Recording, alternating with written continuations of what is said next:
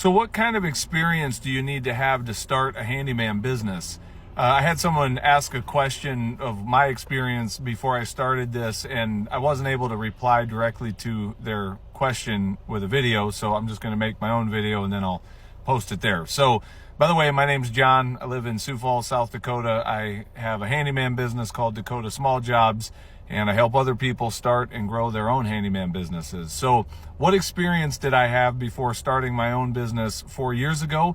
Great question. I'll tell you my experience. As far as the actual skill of being a handyman, here's the kind of stuff that I had done up until that point. Years ago, when I got out of high school, I had a job doing insulation, and that's a job that basically teaches you to stay in school and don't work in an insulation company your whole life, because I had one of the worst jobs there doing bat insulation in August heat in central Illinois. Just terrible. But anyway, got a little bit of feel for the construction industry, just being around it as an insulator. From there, I went to another job in the construction field of hauling building materials, primarily sheetrock. I hauled a ton of sheetrock, tons and tons of sheetrock to homes in the central Illinois area. Then I got hired on the Peoria Fire Department, and, obviously got some experience there learning how to break houses and put fires out in houses, but definitely got experience working with my hands and tools and that sort of thing. Then, for however long since I've been married, almost 30 years now, I've been a homeowner and done tons of my own home repair projects and that sort of thing, and just grown over the years in terms of my knowledge of that sort of thing.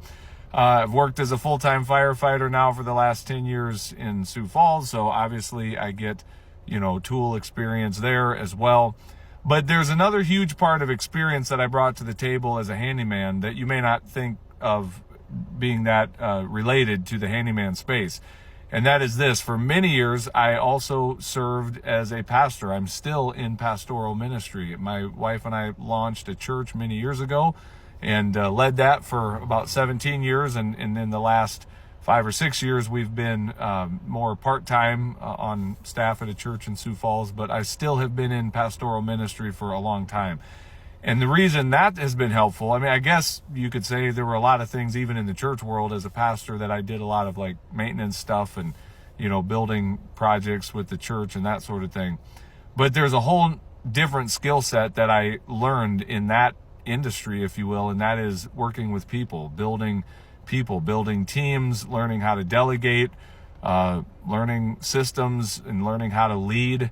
And that certainly can transfer to many other businesses. So I brought that to the table as well in launching a handyman business, which is maybe why I've leaned into that as a little bit more of my superpower than just the actual handyman work. Because honestly, I don't know that I'm that great of a handyman, if I can be honest. I don't suck.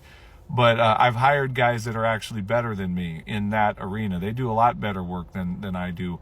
And I've kind of gotten the business to a place where I'm bringing my greatest strength to the table, which is I think my ability to connect with people, to build teams, and to build an organization. And so that's the experience that I had coming into the handyman space.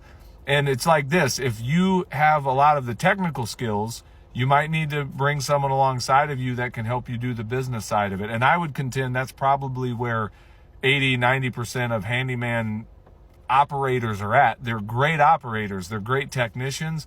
They don't know much about running a business. They really struggle on that side of things. And then maybe there's a smaller percentage, maybe like me on the other side, that honestly, that stuff they do a little bit better than the skills themselves, if that makes sense. And so in that case, you got to build a team. You got to, hire and delegate people that actually do the work better than you and enjoy doing the work better than you. So anyway, that's my answer to that question. Hopefully that helps. And if there's anything else I can do to help you get your handyman business up and off the ground, feel free to reach out. I'd love to help.